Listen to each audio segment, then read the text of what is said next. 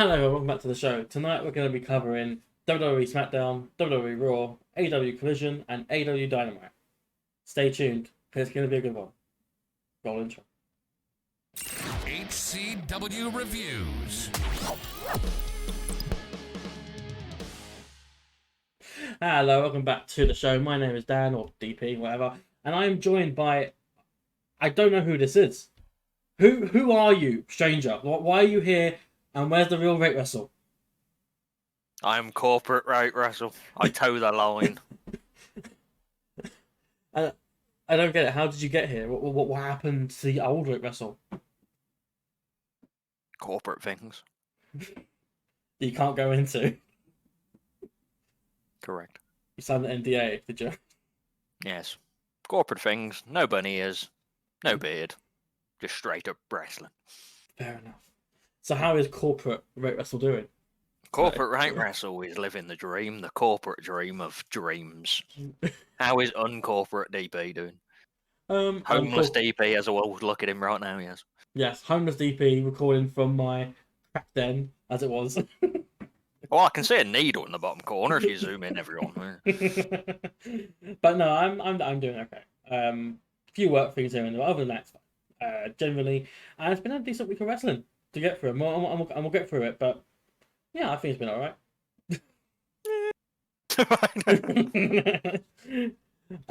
But no, that's anything else. Oh no, there is. Sorry.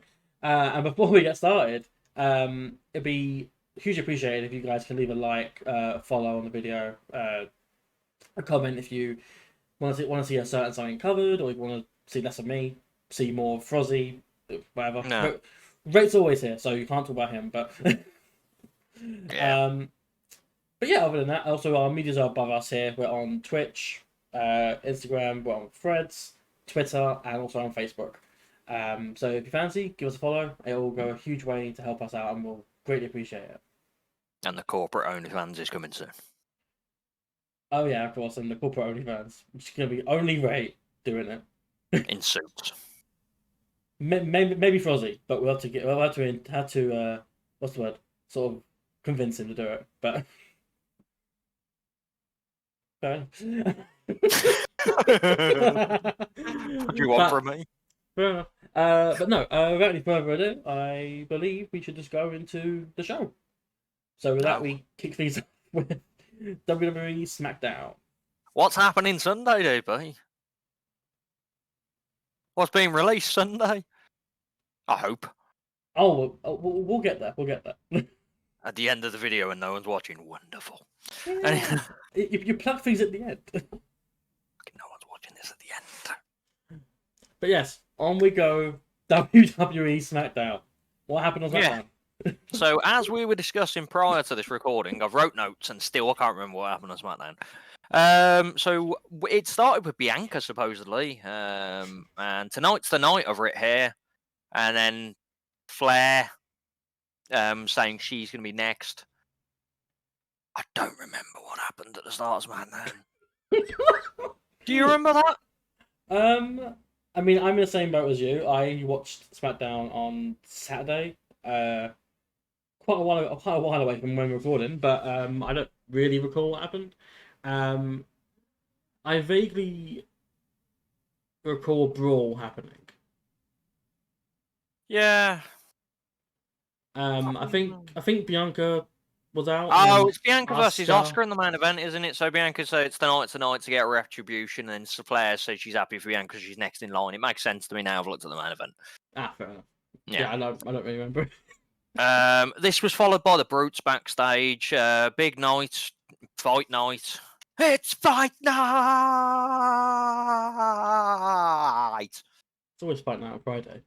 So it's Pretty Deadly versus the Brutes. They're at it 2.5 stars. It was all right. And I believe Pretty Deadly picked up the win. They did. Because they always pick up the win. Yes, they did. Because the Brutes are in the bin. More importantly, Pretty Deadly are on the rise. Or they were, at least. Yeah. Have you heard the news about... yeah, one of them's injured, isn't it? I can't remember if it's Kit or... Elton Prince got I think it was separated shoulder. So he's going to be out for a good 3 months at least. Mm. So goodbye, Kip Wilson. Yep. Well, they were good when they lasted. Grayson swam. That's what I took from it. You know, he fought against Edge and he swam, and now he's in a US title match, qualifier round majiggy crap. No one cares. Charlotte is then leaving because she doesn't want to get involved in the whole Bianca Oscar match. And then Bailey and Io Shirai are joking around that they're going to get involved, and then suddenly Charlotte comes back. Well, I'm not leaving then, clearly, which I did like that. Bailey defeated Selena, I rated it half a star because Selena is now not worth anything again. They've kind of gone past all the Puerto Rico and LWO stuff now, so she's back to just being a jobber for a bit, I think. Pretty much. Ended with like a distraction, and then Bailey had Shotzi's hair, and then Shotzi came on the mic and did some on the Titantron, did some really crazy promo where she basically said she's not scared of losing her hair and she cut it off. Obviously, there's reasons behind the scenes that happened, but storyline wise, she's just a psychotic woman. Yeah, I mean, yeah, obviously, there's the reasons behind why she did cut her hair, but and it sort of just felt off the timing, like on TV. It was sort of like Bailey was celebrating with Io, and then they're walking backwards, and then suddenly Shotzi appears on the screen behind them, and it's like they don't even recognize it at first, and it's just sort of like she's just sort of there. It's like, oh, is this a technical glitch or something? Like what actually is this? It takes like a full like I don't know, 2 or 3 seconds to actually realize it's on the screen. Yeah. But yeah, now so Shotzi is shaved head, not bald. Well, as we know, like she was half shaved head. I don't know if she's probably got the full hog, I'm guessing. More. This was then followed by Jay's fired up because of the whole Roman Reigns situation, him taking out Jimmy and so forth like that. This is a prelude to next week's state. Oh, what did they call it? Like the terms of engagement, I think it was called, or something like that. I'm going to I didn't pay attention to the Bloodline storyline. The only storyline in Smackdown worth paying attention to this specific thing. Yes. Racist. Eamon's there, and sending you the past like the pro thing, and then that was pretty much it. It's going to be next week, the terms of engagement, and Roman Reigns is back. The Fatal 4-Way was good. I rated 3 stars. I can't remember any of SmackDown. I'm trying to remember it like from these notes. Literally, when I'm with you, I don't write notes down because I know you do. And in my head, I'm like, I don't remember most of this. It's like I've got notes. That's the worst thing. It's like I recall the Bianca stuff with Asuka and Charlotte. I recall the statement with Bailey, Io, Shotzi. I recall the stuff. I don't know what actually happened. Yeah, I've just had to have a look. So I writ Santos, and I was like, Santos didn't win this, did he? And I've checked, and yeah, Santos Escobar won he did win, yeah, it just didn't look right in my head. That was it. Basically, he pinned Grayson, didn't he? Yeah, because Styles was about to do a Styles clash, and then Cross came on the Titantron, and he's battered Carl Anderson and Big Doc Gallows. Yeah. Which is annoying because that storyline's continuing. AJ Styles beat Cross within 20 seconds last week or something. Like, what's he going to do now? Have another 20-second match? Yeah, Cross can then beat Styles in 20 seconds, and they'll be like, oh, real match. Yeah. Then next, backstage in the parking lot, you had the boring Profits waiting for Bobby Lashley because they're going to go out in the town. So Bobby Lashley, I forgot he existed. Like, he hasn't been around for a little bit. LA Knot cut a really good promo about him being in the United States title picture, and, you know, he's the biggest thing that's happening right now, which he is. Yeah. I mean... and then after that, we had Oscar versus Bianca, rated 2.5 stars. It ended with a disqualification. Io Shirai tried to cash in, didn't happen. And then Oscar missed it, Bailey. It was a good time. I rated 2.5 stars. It was a pretty pants main event, which is going to lead to a triple threat at Mania. SummerSlam, I'm guessing, between Charlotte, Bianca, and is leading that way, yeah. And I'm thinking Io probably cashes in there as well. Yeah, on probably Bianca. Yeah. Which I'll love. Because she's on her own against the world. Should be a heel, but she's a face. She's on the time now. She can't be a heel. How can you do this where you're a heel? It's a heel thing to do. You can't be like, oh, I'm the EST. I'm the bestest. I'm the greatest. EST this, EST that. And it's like, no one's on my level. No. I'm a face though. You must love me. Yeah. Because she's on her own against the world. You can't just throw a theme at me, and that's a reason, right? She's gonna get a phone now. We're not on now. Did it. That's the end of SmackDown. I hope Charlotte wins. Or Asuka wins. Just not Bianca. She's on her own against the world. Can we go to Raw now, please? Yes, we can. Yeah, sorry. I forgot to those end SmackDown. Yeah, so Raw kicked off July with Cody Rhodes. Instantly, I was struggling to care because Cody Rhodes is on a downward spiral again. He livened up for a little bit, and now he's back down, so I don't give a crap. Mm-hmm. He's going to wait in the ring until Brock Lesnar turns up. His mom was at the front row, so Cody Rhodes had to cry because Cody Rhodes does crying as a state sport. Mm-hmm. You know, she raised me! She raised me. Like all mothers do! Me and Dustin. Shut it, Cody. And then Brock Lesnar's music hit, didn't turn up. Brock Lesnar's music hit again, didn't turn up. Brock Lesnar's music again, Cody ran out back. Chair came flying out. Brock Lesnar's waylaid and Cody. Obviously, he's Kimura'd Cody in front of his mom. Yeah. And his mom can't act, so she's just looking at it like your son's getting his arm ripped off in front of you. It's sort of like, remember with fucking like Keith Hart and Stu Hart. Like, Yeah. When Bret Hart getting beaten up in the ring, like. Yeah, but that's Stuart, isn't it? Like, he should at least it makes it make sense for Stuart because that's what he was like, just a straight-laced fucking angry man. A mom should be crying. Oh, but it's also like, who was it? Ray's Mysterio's wife. Oh yeah. Some of that as well. Like it was just bad acting. It's the trouble though, just throw in a random person in and go, yeah, hopefully you will make this scene look good.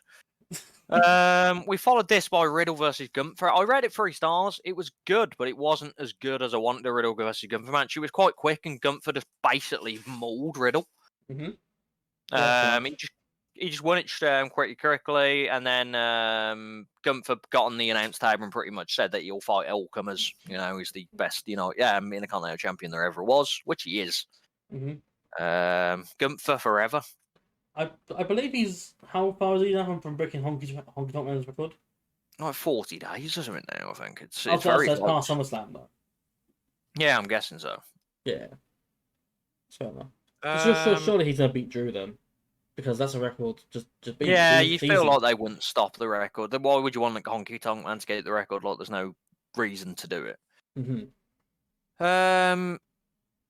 There's a brawl with Rhea Ripley and Livrak backstage because Livrak said they're not scared of anyone, and Rhea says, "What about me?" And then Liv's about to play all hard and go, "We're not scared," and Rhea just absolutely nutted the hell out of her, which was brilliant. Yeah. And then they had a brawl, and then they got separated slightly with Rhea kicking Raquel in the knee. Mm-hmm. Then Judgment Day came down to the ring because the Judgment Day need to confirm that they're on top, which they are now. Hey. Because a certain Dirty Dom is the North American champion now, and it works in so many levels. It really does. The match itself was insane. Like I watched it. I watched it this morning. Yeah. Like, I love the ending as well, and it was like when he actually won, and then just how they kind of ran in like a hive to congratulate him, like it was the greatest thing ever. Yeah, it's so great. So good. It's also very off guard as well, because it's just, you just want it's just TV. It's just TV, But TV yeah. match. Good old Dirty Dom. New North American champion. Yep. Insane. I think Finn should win the Thingy Championship. Oh yeah, absolutely. And then I think Priest should cash in on whoever beats Finn. That is the story. Like the story is, Finn wins the title. Then you have that paranoia builds for months, where Finn's like, "Don't cash in on me," and he's like, he's gonna cash in on me, isn't he? And then you bring in like JD McDonough as like Balor's bodyguard or whatever, and then that adds more tension to the group. And then just he's building and building. Like they're like the secondary bloodline. in WWE. Yeah, the WWE have said that they want Judgment Day to be like the main story going forward after the Bloodline thing ends because they're like the views go up according to ratings and stuff when they're on screen. Mainly because of Mommy. But You mean Dirty anyway, Dom? You mean Dirty Dom? Rollins and Kasami were there, and there's going to be a tag team title match because Damien basically said, you want to fight us, put your titles on the line. So it's going to be a Kasami versus Dirty Dom and Priesticles. Lovely. And then we had Liv Rack versus the Karens. I rate this 2.5 stars. The Karens won. The Karens are your new women's tag team champions. The women's tag division's in the bin. I mean, it's been for the last few years, but like this just solidifies to any fan that the women's tag division is a complete afterthought in WWE. No, Cassie Green's champion. It's the greatest tag team run you'll ever see. Uh-huh. She thanks everyone like a tanning flipping salon person, and it was brilliant. Yeah, I don't know. I mean, I don't know if I can put my belief in a tag champion who thinks there's 3 strikes in basketball. So it's awful. Rollins has a backstage interview. Finn is there suddenly and says he wants a rematch. Rollins pretty much just says it's like a personal vendetta now rather than an actual title kind of thing. Finn leaves, but then attacks him. So that's going to be like a blood feud kind of match. The graduation. What I know, sorry, that was last week's Raw. It's because I had to skip the next page. There we go. Alpha Academy versus Viking Raiders. That either way, it's the next thing. Yeah. I rated this 3 stars. I really enjoyed this match. It was actually fun. Yeah, I mean, it was weird. Agree. Yeah, I mean, I'm inclined to agree. It was just a bit of it was just different from the rest of Raw. It was needed. And more importantly, the Viking Raiders won a match. Mm-hmm. But even more importantly, Maxine got her Letterman jacket. Yes, she did. Wrestling. Big match feels up next. We had Shayna versus Nikki Cross. I rated 0 stars because Shayna beat Nikki Cross within seconds. Ronda then cut a really good promo. She's gone quite heel. She's sitting in the balcony. And she tried to turn Shayna's stuff around. You're going, you've made all your dues and stuff, but it's harder for me to come in and suddenly get thrown in with no training to be in a main event and stuff like that, and still basically kick everyone's asses and have the greatest run, which was fair enough. But it was just the way she was saying it. It was like, you're a dickhead. I mean, it just sort of it leaves alarm bells a little bit when it's like, oh yeah, you had no training, but you're also perhaps one of the most dangerous men on the planet. Like, you're like a black belt in judo or judo, isn't it? Yeah. And you're complaining that you're not trained to take on another wrestler. It's like it's almost a similar style to what you do in mixed martial arts. Like, you're not trained to take on Nikki Bella. So then Shayna says, "Come down here," and Ronda goes, "I don't think I will." And she puts her feet up, and then she challenges to a match at SummerSlam. Yeah. Ricochet did a promo and it was bland and I didn't write anything about it. Yeah. Miss TV. Lynch is on Miss TV.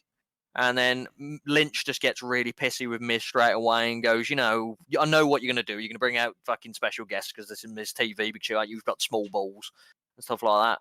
Trish and Zoe come out and Trish and Zoe basically say, we both beat you now. Like, the only way you can face me again is, 1, you have to beat Zoe properly. And Lynch agrees. And then Trish says, if you lose, you have to get on your knees and thank me. Mm-hmm. And then Lynch went, on! Yeah. So, yeah, that's a thing. And don't forget, that was what she asked for the Becky to get a tattoo as well. Did she? Yeah, I think it was either along her arm or along her chest or something like that. It said like, thank you, Trish. Like, but in a tattoo form. I'm guessing it's not going to happen then. That's a bit far. Plus, Becky Lynch doesn't reveal her chest without like a sexist thing. She wears like leather. So like, I was trying to turn it into, but so you would never know.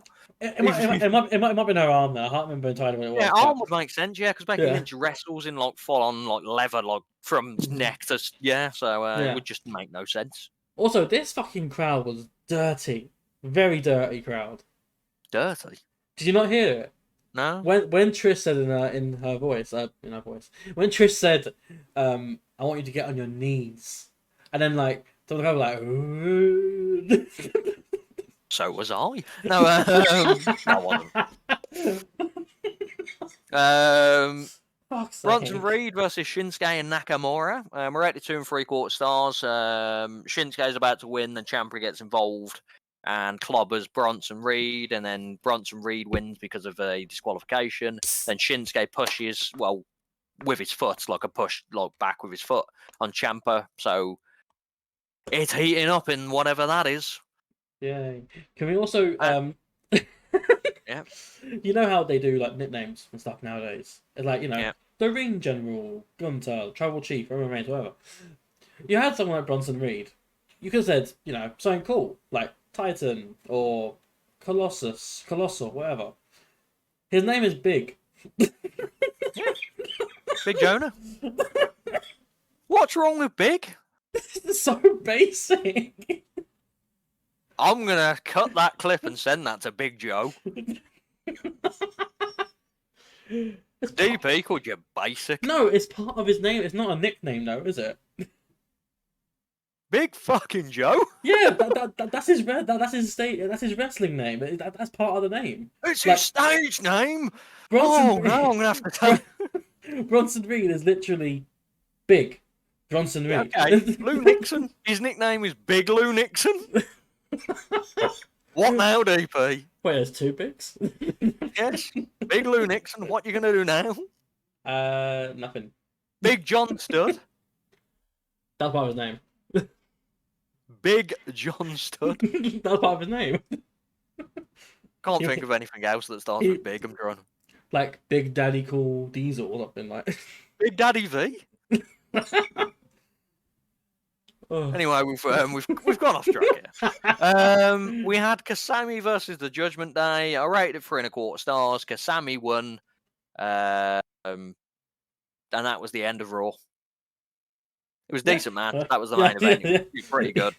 Yeah, I was gonna say it was a pretty decent match. It was it hit the points it had to hit. Yeah, that's about it really. Raw was not great. Yeah. But as you say, that's the end of Raw. So we'll be moving on now to AEW Collision. Yes. So we kick off with a very mediocre match. Mm-hmm. So it's FTR versus Bullet Club Gold. I rate it 5 stars. Very mediocre. Yeah. Did you rate it 5 stars? Yes. Jesus. Incredible match. It really was. So good. I did think it was 5-star quality, but yeah, fucking no, it's close. So good. It was just how it was built. Like the Bullet Club Gold winning the first fall. So many times I thought they were just going to clean sweep FTR. Mm-hmm. And then flipping FTR picking up like a few moves and then eventually hitting the big rig in the middle of just out of nowhere to pick up the second fall. And yeah, just the finale of it was just incredible. Mm-hmm. And this, I didn't add this to the rating because I don't rate stuff that happened after the match, but I like the way that Bullet Club Gold dealt with the loss. And like it was supposed, you thought, oh, it's gonna be respectful. Like, oh, it's a 5-star classic match. We're gonna respect shake hands. They spat at them. Yeah. Very nice touch. It was a very nice touch. I like that. And they also, the other members of Bullet Club Gold, well, the Gun Club didn't get involved as well, which was good. Mm-hmm. I like that. Yeah, this is purely a 2-on-2 match. There was no outside interference by any point, and it was just 4 guys bending the rules a little bit to their own will, and even FTR did it. It was practically a perfect match. Yeah, it was a perfect match, DP. It was a 5-star classic.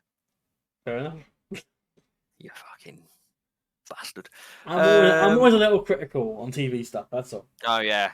It's because of Mega, wasn't it? So next up, we had Willow versus Ruby Soho in the Owen Memorial Tournament final.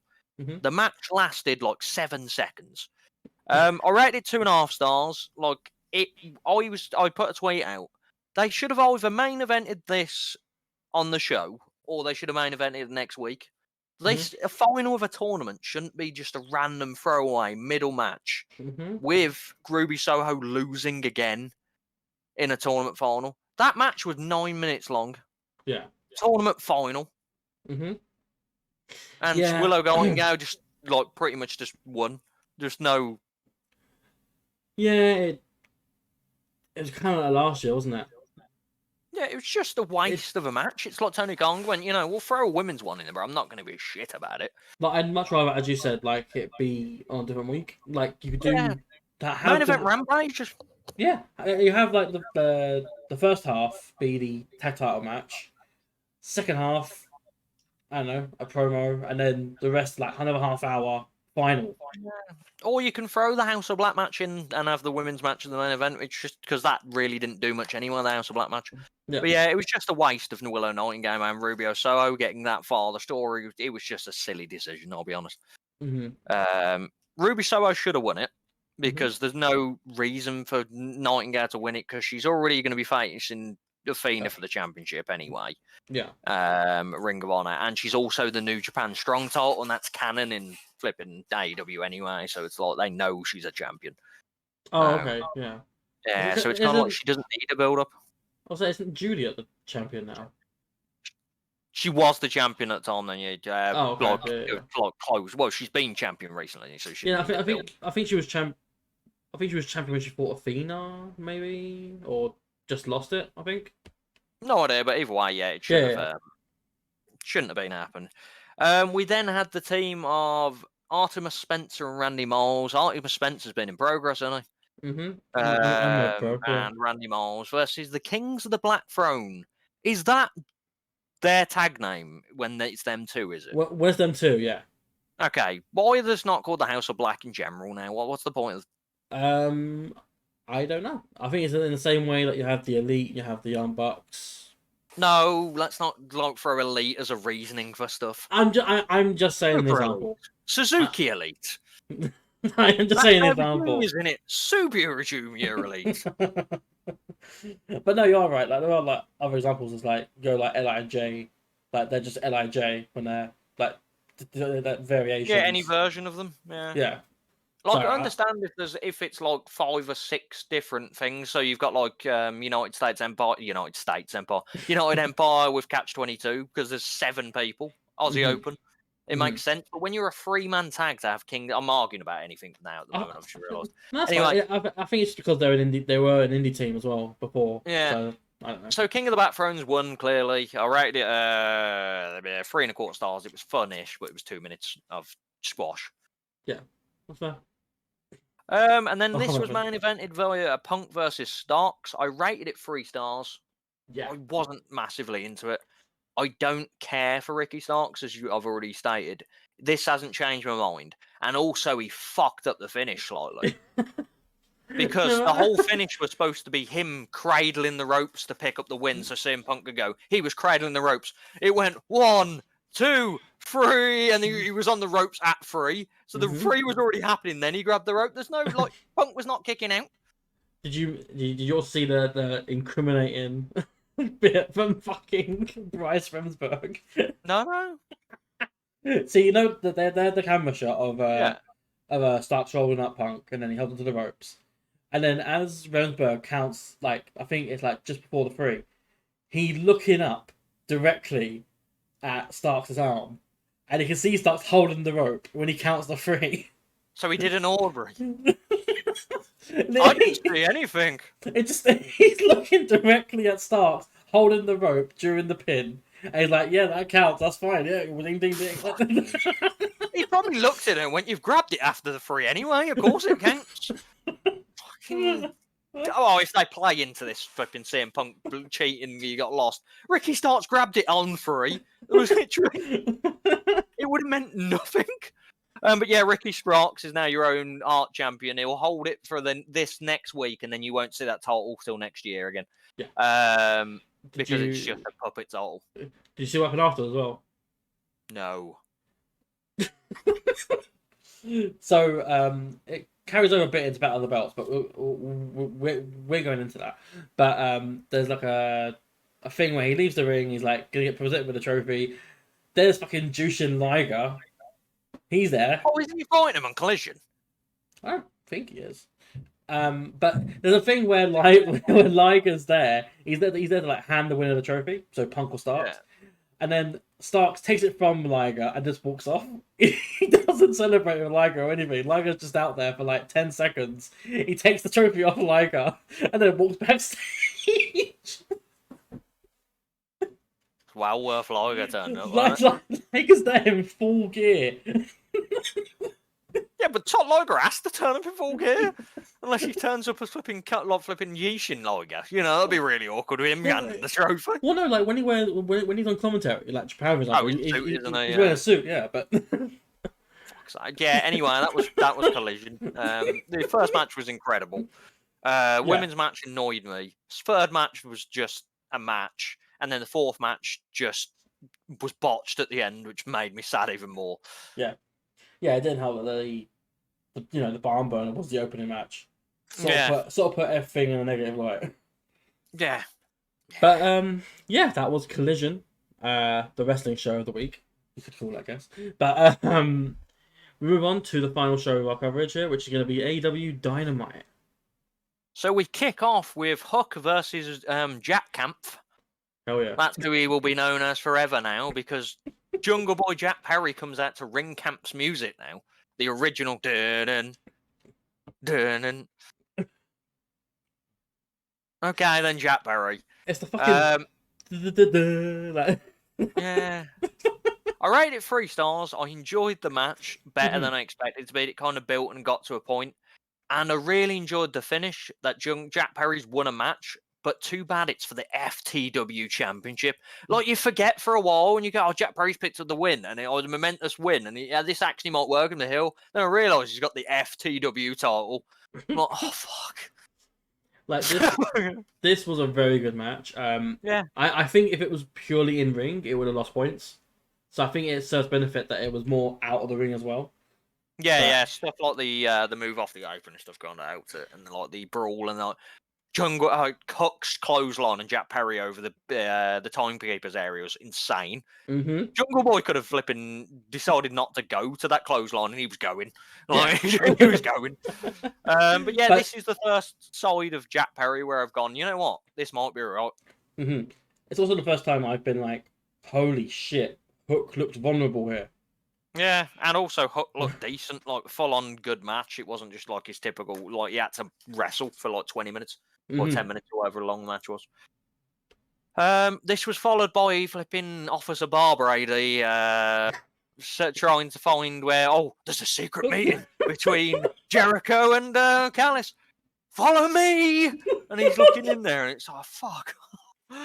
Jericho and Callis are just showing pictures and they tell him to disappear. This is so amazing because you can hear Marvez fucking he says like, follow me, let's go find the meeting, and then they find the meeting of them just talking quietly, and he's like, you can hear Marvez in the background going, oh yeah, this is good. Oh yeah, it's good stuff. I'm just gonna zip my trousers. Fucking Marvez.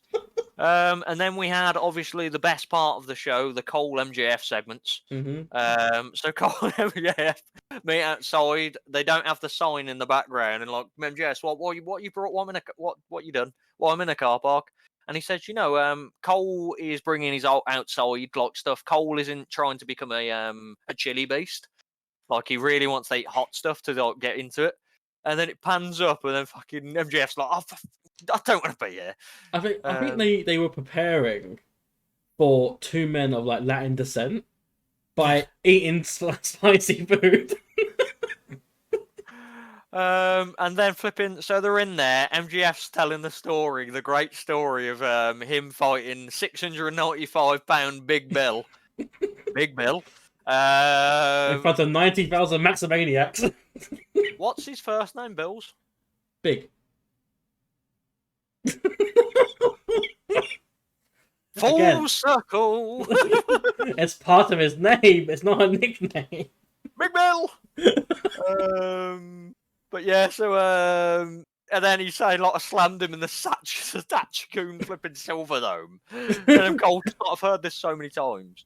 And then MJF says, this isn't that spicy. He went, yeah, no, we'll start you out in something small. They both have it, and they're absolutely fucking steaming from this hot thing. They start, guy brings drinks over, and they start downing it all. And MJF goes, this isn't water. oi, what's this? And he went, that's 100% alcohol. Yeah. And then it pans like for about a few seconds back to MJF off his tits. Yeah. And he goes, so basically, I was fighting Big Bill, the 700-pound giant. So I'm not. I don't drink alcohol whatsoever. So is 100%? Is that a possible thing? 100% alcohol. Anything, yeah, possible. Like moonshine could be 100%. I think like that. I don't think he meant 100% proof. I think he went, no, that's 100% alcohol, as in like that's what you're drinking. Yeah. Okay. I don't know if he meant proof wise. He might have done. But then they suddenly turn and see the barkeep, and then MGF goes, "Do you know what? That looks like no." Cole goes, "That looks like Sammy Guevara," and then Daniel Garcia MGF goes, "No, that looks more like Daniel Garcia." Yeah. And then they look at each other and just shout, Double clothesline. And then the last thing you see is them double clothesline going into double close, and the goal is like this, and then it disappears, and it's so good. It's so good. So good. I agree with Brian Alvarez on Twitter, who went, in 2 weeks, if this ends, they've dropped the ball massively. Mm-hmm. But Tony Khan is set in his ways. If he wants it to end, he won't think about it. Mm-hmm. It's the Hangman Page storyline again, where they took forever to give him the title. Yeah, I genuinely do think there's a chance that they could win the titles from FTR. Me too. I want it to happen so badly. What I want is Cole to hint at a term, but that to be some kind of bamboozle for them to beat FTR. Yeah. That was so And then we had DMD versus Kayla Sparks. I've seen Kayla Sparks before, according to my database. Rated 1.25 the last time I saw her. This was a quarter stars. She's on a roll with me right now, Kayla Sparks. 1.5 overall, yeah. Yeah, 2 matches and 0.75 average. Banging. Yeah. It was just a squash match. DMD won, and I thought something would happen afterwards, but no, it didn't. It was just a match to put a woman on the show, clearly. Yeah, and this was the only women's match of the night as well. Yeah. So this was a 2-hour show with 2 minutes max of women's wrestling. Yeah. Loved it. MJF and Cole backstage. They're speaking about their plans and so forth like that. And then MJF goes, I've got a surprise for you. They got matching trunks. And then Adam Cole's, I've got a surprise for you. And they've got matching jackets. And then Cole says, I've got another surprise. And then it kind of pans to we're going to the ring. So you got Garcia and Guevara come down. And then MJF comes down to his music. He gets to the entrance ramp. And then his music starts playing again. Mm-hmm. And he goes, "What's going on? You've made a mistake. The music's playing again." And then all you hear in the mix like a mashup of "It's All About the Boom," and then MJF goes, "Entrance mashup." So good. But yeah, it's actually a good. It's an alright mashup. It's like literally just like that. There's no kind of. It's one of the better ones, I'd say. Yeah, there are a lot of like in the bin ones. Like there are so many bad ones. Yeah. And then the match kicks off with a dance competition. So Guevara and Sammy dance, and they actually are pretty good. Like I like the bit of it. Then MJF dances, and then Cole dances like his dad danced. Yeah. Just constant pumping. I should have stood up, shouldn't I? And then MJF goes, "No, let's not do that." And then match-wise, I rated 2 3/4. I didn't fully get the match, like as in like entertainment value, because I think it was more comedy-based. But what made the match was they won with the double clothesline. Yeah, that is insane. Because obviously everyone has their own variations of moves. So it's like, a DDT is a finisher, but someone else is not a finisher, or someone else can do different might in it, whatever. A fucking double clothesline. And it's over as well. The double clothesline is over. Oh, it's amazing. But it was at a point that my friend Muzza said, it's amazing how, rest in prayer. No, but he said it's amazing how the non-sports entertainment company is doing sports entertainment better than the sports entertainment company. Yeah. And then obviously they've won this tournament. FTR come out. They kind of have a stare down, and then MJF and Cole's music plays in the again, Then Dax turns to the camera and goes, "We're the champions, Tony. Next time, play our music," which makes sense. Yeah, it does. And then they kind of walk out from that. And then we have, and Sammy and Daniel ignored Y2J. Yeah. On the entrance ramp. And then we have blood and guts. Yes. An hour of blood and guts. Yes. So it started good with Claudio And Kenny. Yeah. and Kenny. And then entered Pac, I believe. Pac was that next. Second person. And then there's a bit of dispute between Pac and Claudio, but they're a bit fine. Then comes in Hangman Page, who got a massive pop. Mm-hmm. There was good bits from that. Then there's Moxley who comes in, adds a bit of element. I love the fork spot. I didn't expect the fork spot to come out straight away. Straight away. Yeah, comes in the ring, step. Yeah, it was a fucking fuck. And then here comes Nick Jackson. I'll say you can't forget the voice break from Shibane when he brings up the fork. It's got a fork. And then here comes Nick Jackson, and it starts to go downhill because the Young Bucks don't suit this match at all. Not at all. Yeah, Agile, like this, everyone else is a bruiser, and then you got the fucking Playboy twins in there. It's like, it doesn't suit. I like the Young Bucks, but it didn't suit them at all. Yeah, everyone fit this match to a T except the Bucks. Yeah, even their fifth partner, who we'll get to, but even he fitted it to an extent. Like, kind of. I'll get there when I'll speak about that. Then it was Wheeler Yuta. Then it was Matt. Then it was Kushida. Yeah. Then it's I'm forgetting people in the same. Kota was in last. Oh yeah, it was Takeshi and Kota. Yeah, that's fine. But yeah, so they all came in. Then it just got silly. Kota Ibushi was a bit meh. Yeah. In this match, it didn't suit. Though it was the worst debut they could have done for Kota Ibushi. Having been a singles match or something like that, this match didn't suit Kota Ibushi. Yeah, precisely. I think it's a differentiation of like the culture and different styles, because I think if you debut Takeshita in this match as well, you would have had the exact same issue. Yeah, it was just awkward, and Kota Ibushi needed a match prior to this, I feel like, because even though he's wrestled a bit, it looked like ring rust to me, some of the strokes and stuff like that. And like there's some spots, the bed of nails thing was pretty cool, I'll be honest, like the bed of nails spot. And then it just went a bit haywire. Pac left because he was annoyed about the whole situation, and obviously it's a throwback to him, Moxley leaving him, and then the kind of situation with that. Takeshita left because Callis decided that they're going to lose anyway, so he got rid of him out of the cage. That's smart. So it ended up being the BCC, 3 people against the 5 of the Elite. The Elite eventually won. I fast forwarded it by this point because I was just done after 55 minutes of this match. And I thought Wheeler Yuta gave up, but you've now informed me that Jon Moxley gave up for him. Yes, so you don't see it on the screen. Because it's completely off screen, because what you do see is Yuta getting the life choked out of him by a fucking chain. But what you don't see is, like, to the side, you got Rick Knox, and he's being talked to by Moxley, who's been handcuffed at this point. And he says something to Rick, where he's like, yeah, we give up, like, we surrender, whatever. And and then the bell rings like that, and then they let go. But Yuta was in no space whatsoever to say, I give up, or I tap out, whatever. He was in no position to say it. Yeah. And it was just like, so I wouldn't have done that anyway, because I kind of gave up on the match at that point. So I rated this match 3.5 stars, which is a good rating, but for Blood and Guts is not a good rating. No, it's probably the worst one they've done, Blood and Guts wise.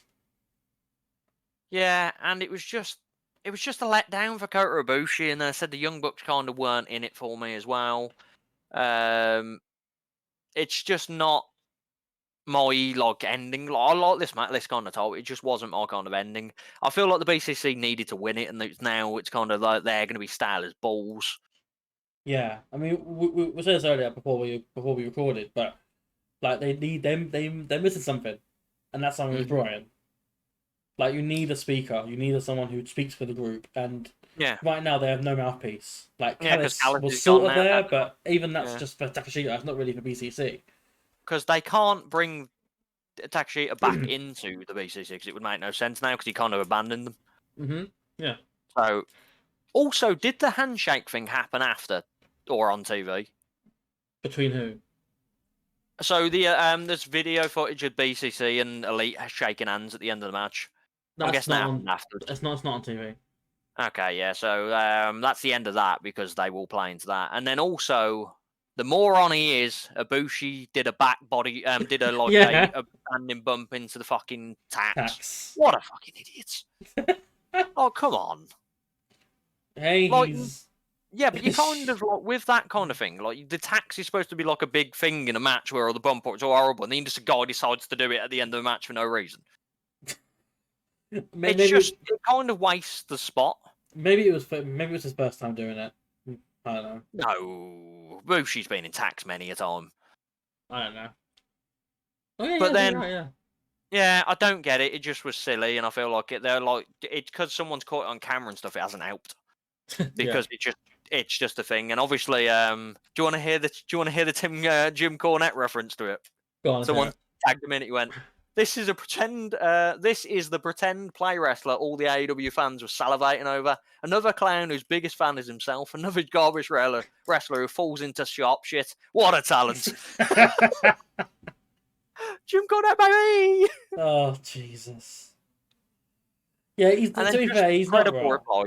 Justin Incredible replied and went, "Why do this? You literally killing it moving forward. No wonder attendance has gone down." I understand the first part of it though. You are killing the spot going forward if you're just randomly doing it for no reason. Yeah, and it's like you said. If he did it like and there was no footage of it, yeah, it's like I was like, oh shit, it's hearsay now. It's like, but there's actual footage of him doing it. So yeah, and just being fine. Yeah, getting up straight away, not going out. Is Ibushi signed to AEW? So that was something I was gonna bring up. Yeah, he's not, as far as I'm aware. Probably for the best. Normally, when someone new debuts, Tony's like, "Oh shit, we better get your nuts out quick! Like, get out right now before we sign by someone else." Like, and there's nothing. WWE wouldn't want him. I'll be honest. Like, not from his he just looks a bit off. Yeah, I think he's put on weight as well. He looks old, like older. Like when I saw him, his face, he looks chubbier. Yeah, because he's not been wrestling. That's probably what it is. But I mean, he had that weird episode when he left New Japan, and then he's done a few indie dates here and there, but outside of that, he's not done anything on like a regular schedule like New Japan did. Yeah. So I don't know what's next for him. Part of me does hope that he signs with AEW, but I don't want to see him in this sort of match again. I want to see him do one-on-ones like Collision, Rampage, whatever. Like, have him do one-on-ones for now, and then transition him to tag team stuff with like Kenny, or do the Golden Lover stuff again, or even a feud with Kenny. Like, just something. That's what it should have built towards. The BCC should have won it with Ibushi turning on Kenny. That would have been a good thing for Ibushi because they were like he would have been booed out of the arena, but also it would have been good for him for a singles run. So now when he turns up, I don't know. He's like, I don't want to see the goal. I don't want them to do the Hangman story like with them winning the tag titles either. I don't. It's a weird scenario. It's because as you said, like Kota is not looking like himself, and he's not acting like himself neither. It's a very weird situation that I hope they work out. Yes. End the podcast. Yes. On that very positive note, let's end the podcast. So yeah, that is the end of the show. Thank you for tuning in. I've been Dan, DP. This has been Make Wrestle. Over there, Make Wrestle. And yeah, all our medias are above the screen here. So again, our Twitch, Instagram, Threads, Twitter, and Facebook are above. Our individual Twitters are beneath our little screens here. And that brings an end to the show. Thank you again for tuning in, and we'll see you in the next one. RJ Singh is coming. He is, yes. Peace. Hello and welcome back again. As a slight addendum, I forgot because I'm a complete idiot to plug what is coming for the channel. Long awaited, actually. The RJ Singh interview is coming to our page on Sunday.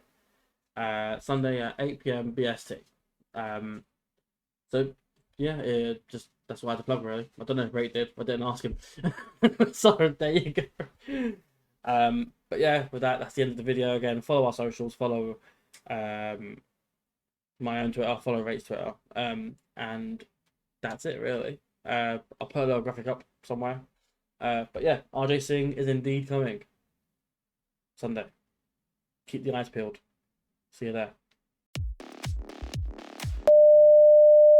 Hello, everyone. Welcome back to the channel. My name is DP, and tonight we're going to be covering AEW. No, don't fuck's sake. I'm going to start again. You ruined everything.